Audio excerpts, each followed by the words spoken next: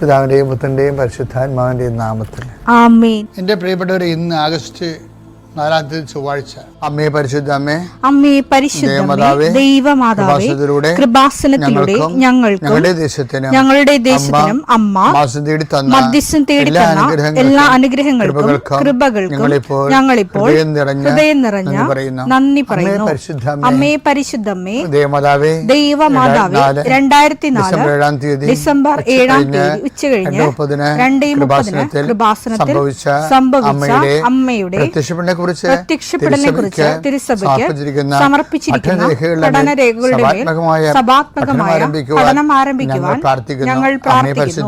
അമ്മേ പരിശുദ്ധമേ, ഭൂസ്വർലോകങ്ങളുടെ രാജ്ഞിയായ അങ്ങേയ്ക്ക് ഭൗമസംരക്ഷണത്തിനായി പ്രപഞ്ചപ്രകൃതിയെ തന്നെ തിരുസഭ പ്രതിഷ്ഠിക്കുവാൻ ഈ പ്രത്യക്ഷീകരണം വഴി ഇടയാക്കണമേ. പരിശുദ്ധമേ, ജപമാല മാതാവേ, സകല കൃപാസനം പ്രാർത്ഥനയോടും ചേർത്ത് ഞങ്ങളിപ്പോൾ പ്രാർത്ഥിക്കുന്ന ഈ കുടുംബത്തിന്റെ പ്രത്യേക നിയോഗം പറ മക്കളെ.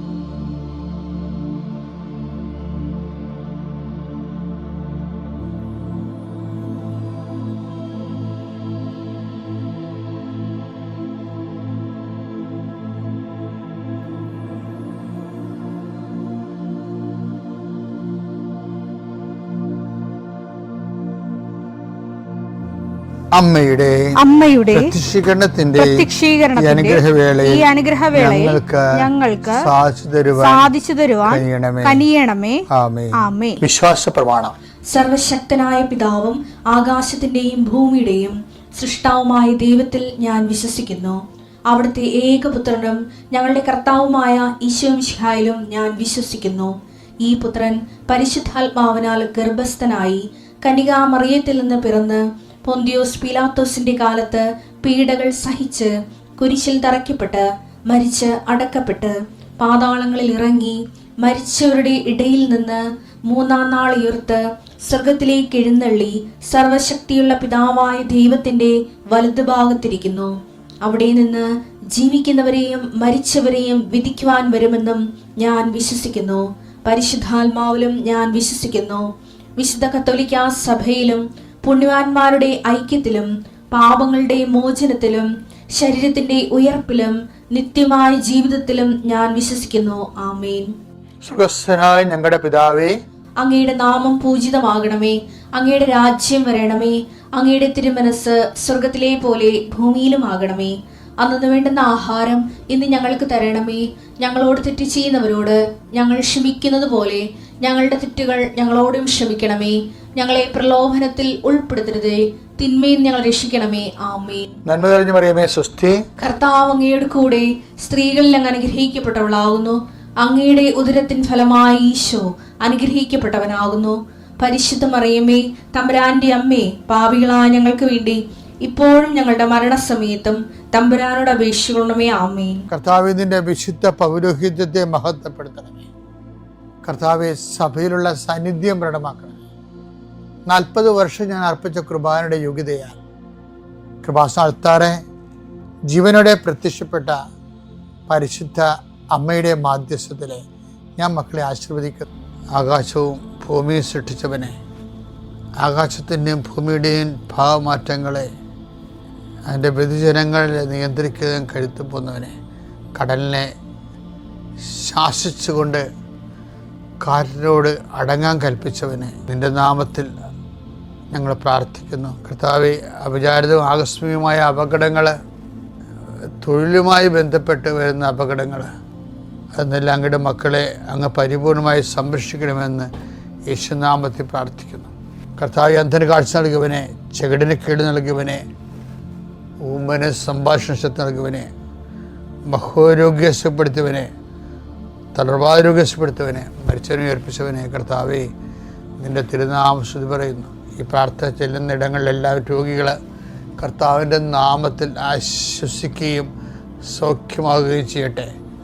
കർത്താവെ, സമാധാനമില്ലാത്ത കുടുംബങ്ങൾ, ഭാര്യ ഭർത്താക്കന്മാർ അകന്ന് താമസിക്കുന്നവർ, കർത്താവെ, പരസ്പര സ്നേഹമില്ലാതെ കഴിയുന്നവർ, ജീവിതം തന്നെ ഭാരമായി തോന്നുന്നവർ, മനസ്സിന് നിരാശ ജീവിക്കുന്നവർ, തൊഴിൽഭാരമില്ലാത്തവർ, തൊഴിൽഭാരത്തോടെ ജീവിക്കുന്നവർ, കർത്താവെ, ഓരോരോ കാര്യങ്ങൾക്ക് വേണ്ടി ആ ലക്ഷ്യം നേടാൻ വേണ്ടി രാത്രിയും പകലും പ്രാർത്ഥിച്ചും ഉടമ്പടി ചെയ്തും ഉടമ്പടി കാര്യങ്ങൾ നിർവഹിച്ചുമൊക്കെ ജീവിച്ചു പോകുന്നവർ, കർത്താവെ, അവരെല്ലാം ആശീർവദിക്കണം പ്രാർത്ഥിക്കുന്നു. എൻ്റെ കർത്താവിൻ്റെ ഉന്നതമായ നാമത്തിൽ സഭയുടെ അധികാരത്തിൽ കുരിശിൻ്റെ അടയാളത്തിൽ യാത്രക്കാരെ ആശീർവദിക്കുന്നു, ഇൻ്റർവ്യൂ ഉള്ളവരെ ആശീർവദിക്കുന്നു, പരീക്ഷക്കാരെ ആശീർവദിക്കുന്നു, പരീക്ഷ റിസൾട്ട് പ്രതീക്ഷിക്കുന്നവരെ ആശീർവദിക്കുന്നു. ഉന്നതമായ റിസൾട്ടിനാൽ കർത്താവ് നിന്നെ ആശീർവദിക്കട്ടെ, നിന്നെ അനുഗ്രഹിക്കട്ടെ. ഉപരിപഠനത്തിനും ഉപരി ജോലിക്കും ഉപരി യാത്രയ്ക്കും വേണ്ടിയുള്ള എല്ലാ അനുഗ്രഹങ്ങളും കർത്താവ് നിന്നെ വർഷിക്കട്ടെ. നിത്യം പിതാവും പുത്രനും പരിശുദ്ധാത്മാവായ സർവീശ്വര എന്നേക്കുമാമേൻ. എൻ്റെ പ്രിയരെ, നമ്മൾ ഇന്നലെ കണ്ട വചനത്തിൻ്റെ ഒരു ബി പാർട്ട് നമ്മളിന്ന് കാണുകയാണ്. ഇന്നലെ കണ്ടത് അതേപോലെ ആവർത്തിക്കുന്നില്ല, വചനം അതാണ്, പക്ഷേ അതിൻ്റെ സെക്കൻഡ് പാർട്ട് ഇതാണ്. ഐസയ്യാ 43:4 എടുത്ത്, നീ എനിക്ക് വിലപ്പെട്ടവനും ബഹുമാന്യനും പ്രിയങ്കരനും ആയതുകൊണ്ട് നിനക്ക് പകരമായി മനുഷ്യരെയും നിന്റെ ജീവന് പകരമായി ജനതകളെയും ഞാൻ നൽകുന്നു. ഇത് ഇന്നലെ നമ്മൾ വായിച്ചതാണ്. അപ്പം അതിൻ്റെ അത് ഇന്നലെ ഹൈലൈറ്റ് ചെയ്ത പോയിന്റ് വിലപ്പെട്ടവൻ എന്നുള്ളതാണ്. വിലപ്പെട്ട 2 തരമുണ്ട്. ദൈവം യേശുക്രിസ്തുവിനെ പ്രതി നമ്മളെ വിലയുള്ളവരെ കണ്ടു.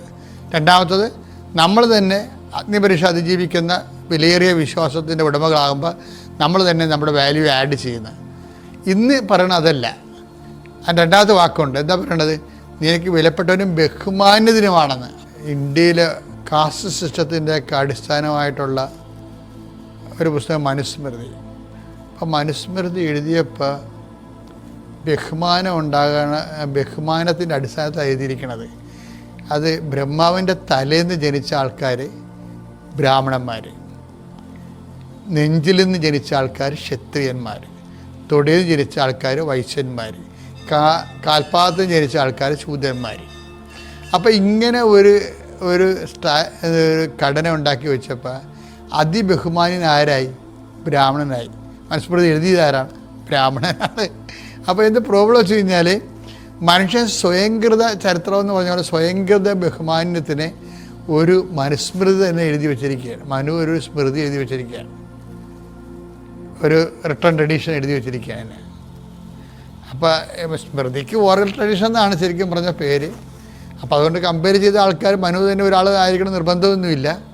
പക്ഷേ എന്നാലും സ്മൃതിയുമുണ്ട്, ശ്രുതിയുണ്ട്, പറഞ്ഞ് കേൾക്കണമുണ്ട്, പിന്നെ എഴുതി വെച്ചിരിക്കണതുണ്ട്. അപ്പോൾ എഴുതി വെച്ചിരിക്കുന്ന സംഭവം തന്നെയാണിത്. അപ്പോൾ എഴുതി വെക്കുന്നതിന് പിന്നിലുള്ള എന്താ സത്യം എന്താണ്? ചിലർക്ക് ഇവിടെ ബഹുമാനം മറ്റുള്ളവരെക്കാൾ വേണമെന്ന് ആഗ്രഹിക്കുന്നു. മനുഷ്യ മനസ്സ് തന്നെയാണ്. മനുസ്മൃതിയിൽ അയാളുടെ രീതിയിൽ ബ്രാഹ്മണരെ ഒന്ന് ഉയർത്തിക്കെട്ടി ബ്രാഹ്മണർ ആണ് ഇവിടുത്തെ ബഹുമാനം അർഹിക്കുന്ന ആൾ എന്ന് കാണിച്ചതേ ഉള്ളൂ ഇന്ത്യയിൽ. അതിപ്പോൾ എത്ര വിപ്ലവങ്ങളൊക്കെ കഴിഞ്ഞാലും ഇപ്പോഴും അത് തന്നെയല്ലേ ഇന്ത്യയുടെ അവസ്ഥ. അതിന് മാറ്റമൊന്നുമില്ല. അത് ആൾക്കാരുടെ ബ്ലഡിൽ കിടക്കുന്നതാണ്. ഇപ്പോൾ ബ്ലഡിൽ കിടക്കുകയാണ്. ഞാൻ എന്താ പറഞ്ഞതെന്ന് വെച്ച് കഴിഞ്ഞാൽ, ഇങ്ങനെ മനുഷ്യൻ സ്വയാർജിതമായിട്ടുണ്ടാക്കുന്ന ബഹുമാനത്തിൻ്റെ സങ്കല്പങ്ങൾ, അത് അവൻ്റെ ഒരു സൈക്കോളജിക്കൽ നീഡാണ്, മാനസികമായ ഒരു ആവശ്യമാണ്. അതുകൊണ്ട് മനുഷ്യൻ ഇങ്ങനെയൊന്നുമല്ല, പലതിനും ബഹുമാനം ഉണ്ടാക്കാൻ വേണ്ടി വളരെ സത്യസന്ധമായിട്ട് ഓരോ ശ്രമങ്ങളിലും നടത്തും.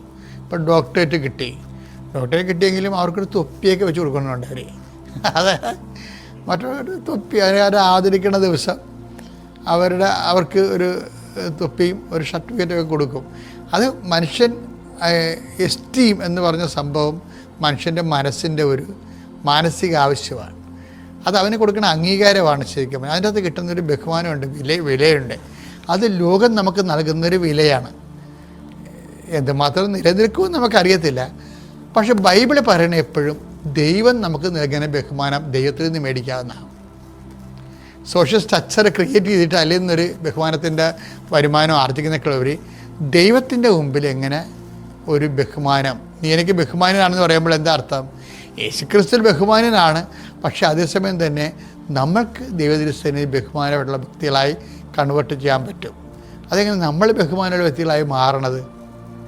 അതാണ് ഈശോ പറഞ്ഞത്. ഈശോ പറഞ്ഞ അതിൻ്റെ വഴിയാണ് ഭയങ്കര രസമുള്ള വഴി. എന്താണ്? പുത്രനെ സ്നേഹിക്കുന്നവരെ പിതാവ് മാനിക്കും. യോഹന്നാൻ 12:26. യോഹന്നാൻ 12:26. എന്നെ ശുശ്രൂഷിക്കാൻ ആഗ്രഹിക്കുന്നവൻ എന്നെ അനുഗമിക്കട്ടെ. അപ്പോൾ ഞാൻ ആയിരിക്കുന്നിടത്ത് എന്റെ ശുശ്രൂഷകനും ആയിരിക്കും. എന്നെ ശുശ്രൂഷിക്കുന്നവനെ പിതാവ് ബഹുമാനിക്കും. എവിടുന്നാണ് ഈ ബഹുമാനം വരണത്? യേശുക്രിസ്തുവിൽ ദൈവം പ്രഖ്യാപിച്ച ഒരു ജനറ്റിക്കലായിട്ട് ഉള്ള നമ്മൾ സൃഷ്ടിപരമായി ദൈവം യേശുക്രിസ്തുവിനെ കണ്ടുകൊണ്ട് നമ്മളെ സൃഷ്ടിച്ച കാരണം ദൈവത്തിന് നമ്മുടെ ബഹുമാനമുണ്ട്. പുത്രനിലൂടെ കിട്ടുന്ന ബഹുമാനമാണ്. പക്ഷേ നമ്മൾക്ക് സ്വയാർജിതമായി ദൈവത്തിന് ബഹുമാനിതരാകാം. അതെങ്ങനെയാകേണ്ടത്? എന്നെ ശുശ്രൂഷി 12:20 യോഹന്നാൻ 12:26 എന്നെ ശുശ്രൂഷിക്കുന്നവനെ പിതാവ് ബഹുമാനിക്കും. അതാണ് ബഹുമാനം. അപ്പം നീ എനിക്ക് പ്രിയപ്പെട്ടവനാണ്, ബഹുമാനിതനാണെന്ന് പറയുമ്പോഴേ ആ ദൈവം ബഹുമാനിക്കുന്നൊരു വ്യക്തിയായിട്ട് നമുക്ക് മാറാൻ പറ്റും. എപ്പോഴാണ്? എന്നെ ശുശ്രൂഷിക്കുന്നതിനെ പിതാവ് ബഹുമാനിക്കും. കഴിഞ്ഞ ദിവസങ്ങളിൽ ഒരു ജോൺസൺ ജോസഫ് നല്ലൊരു സാക്ഷ്യമാണ്. അയാൾ ഒരു കമ്പിളി ചാലഞ്ച് എന്ന് പറഞ്ഞൊരു പരിപാടി ഉണ്ടായിരുന്നു. ഡൽഹി തണുത്ത് വിറച്ചൊരു ദിവസം പാവപ്പെട്ടവർ കമ്പിളി മേടിക്കാൻ കാശില്ലാത്തൊരു തണുത്ത് വിറച്ച് മരണതുല്യമായ അവസ്ഥയാണ്. അപ്പോൾ അത് കണ്ട് മനസ്സലിഞ്ഞ് കുറേ മനുഷ്യർ കമ്പിളി ചാലഞ്ച് ഉണ്ടാക്കി.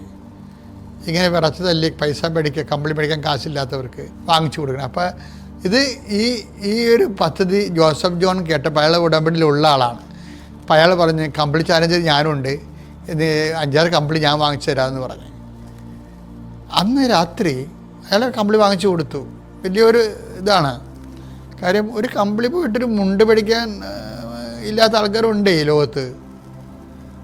അപ്പോഴെൻ്റെ വിഷയം എന്ന് വെച്ചാൽ അയാൾ വാങ്ങിച്ച ദിവസം അന്ന് രാത്രി അയാളുടെ സ്വപ്നം കണ്ട്.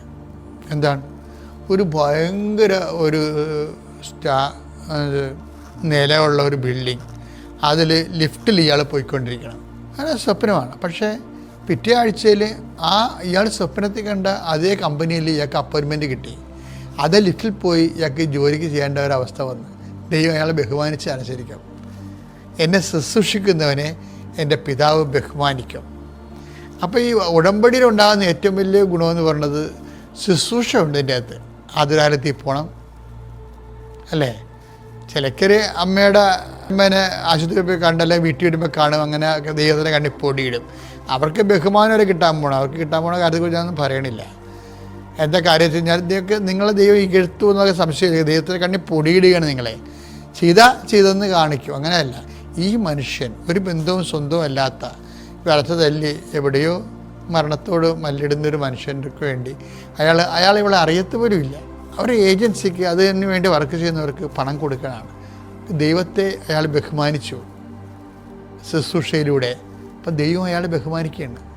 ദൈവം ബഹുമാനിച്ചാൽ നമ്മൾ ബഹുമാനിക്കണ പോലൊന്നുമല്ല. 6 കമ്പിളിപ്പുറപ്പൊന്നുമല്ല. ഒരു 6 ലക്ഷം കമ്പിളിപ്പുറപ്പിൻ്റെ ശമ്പളമായിട്ടാണ് അയാൾ അപ്പോയിൻ്റ് ചെയ്യണത്. അതാണ് വിഷയം. നിങ്ങൾക്ക് ആ സാക്ഷ്യം കേൾക്കാം. അപ്പം ദൈവത്തിൽ നിന്ന് ശുശ്രൂഷ എന്ന് പറയണത് ഈ ഐസിയായിൽ പറഞ്ഞതുപോലെ നീ എനിക്ക് ബഹുമാനിതനാണ്. കാര്യം നമുക്ക് തന്നെ ദൈവത്തിരുസേനയിൽ ബഹുമാനിയുള്ള വ്യക്തികളായിട്ട് ശുശ്രൂഷ ചെയ്ത് വളരാൻ പറ്റും. അപ്പോൾ നിങ്ങളുടെ ശുശ്രൂഷ ദൈവത്തെ ബഹുമാനിക്കുകയാണെന്നുള്ള കൂടി ഓർമ്മ ഉണ്ടാകണം. പിതാവിൻ്റെയും പുത്രൻ്റെയും പരിശുദ്ധാത്മനാമത്തിലാണ്.